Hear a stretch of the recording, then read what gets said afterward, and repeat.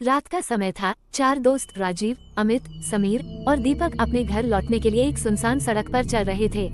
शहर के बाहरी इलाके में एक चौराहा था जहां पर हल्की सी रोशनी भी नहीं थी। हर तरफ सन्नाटा पसरा हुआ था। वे मस्ती करते हुए और हल्की फुल्की बातें करते हुए उस चौराहे से गुजर रहे थे। अचानक दीपक ने ध्यान दिया कि चौराहे के बीचों बीच एक नींबू मिर्ची लटक रही थी। यह क्या? कौन यहाँ नींबू मिर्ची लटका कर गया है? दीपक ने हैरान होकर कहा। समीर हंसी में बोला, कोई इसे तंत्र मंत्र से बचाव के लिए लटका गया होगा, क्या पता। राजीव मुस्कुराया, ये सब बातें बहुत पुरानी हैं, कुछ नहीं होता। लेकिन उसी क्षण दीपक ने अनजाने में उस नींबू मिर्ची को पैर से रौंद डाला। एक अजीब सी ठंडी हवा उनके पास से गुजरी। समीर ने घबराकर कहा, दीपक तुमने क्या किया? इस जगह पर नींबू मिर्ची लटकाना बहुत ही अशुभ होता है। दीपक हंसते हुए बोला, तुम लोग भी ये सब सिरफिरा सोचते हो। लेकिन जैसे ही वे आगे बढ़े, कुछ अजीब घटनाएं घटने लगी। पहले तो दीपक का चेहरा अचानक से पसर गया, उसकी आंखें एकदम खाली सी हो गईं। वह चुपचाप चलता रहा, जैसे उसके अंदर कुछ और ही था। उसके साथ चल रहे दोस्त भी हैरान थे। अमित ने गौर किया कि दीपक की चाल में कुछ अजीब सा था। क्या हुआ दीपक? उसने पूछा। दीपक ने बिना कुछ बोले अपना सिर हिलाया, लेकिन उसके चेहरे पर जो गहरी घबराहट थी वह धीरे धीरे बढ़ने लगी। अब दीपक के आसपास कुछ और भी अजीब होने लगा। सड़क पर चलते हुए उसने अचानक से चीख मारी, तुम लोग यहाँ क्यों आ गए हो?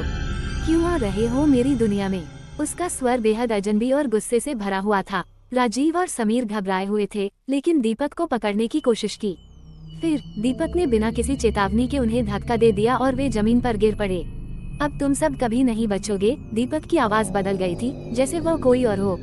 समीर डरते हुए बोला, क्या हो रहा है? दीपक को क्या हो गया है? राजीव ने कहा, यह कोई सामान्य बात नहीं है। मुझे लगता है दीपक पर कोई भूत प्रेत चढ़ गया है। वे घबराए हुए दीपक को लेकर पास के एक मंदिर की ओर दौड़े। वहाँ एक बुजुर्ग पुजारी जी बैठे थे। समीर ने जल्दी से पूरी घटना बताई। पुजारी जी ने गहरी सांस ली और कहा, दीपक पर भूत प्रेत का साया है और यह नींबू मिर्ची उसे आमंत्रित करने का कारण बनी है। अब इसे ठीक करने के लिए तंत्र मंत्र की जरूरत होगी। पुजारी जी ने तुरंत एक शुद्धिकरण पूजा शुरू की। दीपक के शरीर में हलचल होने लगी, उसकी आंखों में अजीब सी चमक आने लगी। पुजारी जी ने मंत्रोच्चारण किया और दीपक के चारों ओर पवित्र जल छिड़का। धीरे धीरे दीपक शांत हो गया और उसकी आंखों की चमक मध्यम पड़ गई। कुछ देर बाद दीपक की स्थिति सामान्य हो गई। वो हिलते डुलते हुए उठ बैठा।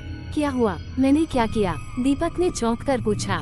राजीव ने कहा, तुम पर किसी भूत प्रेत का साया था दीपक।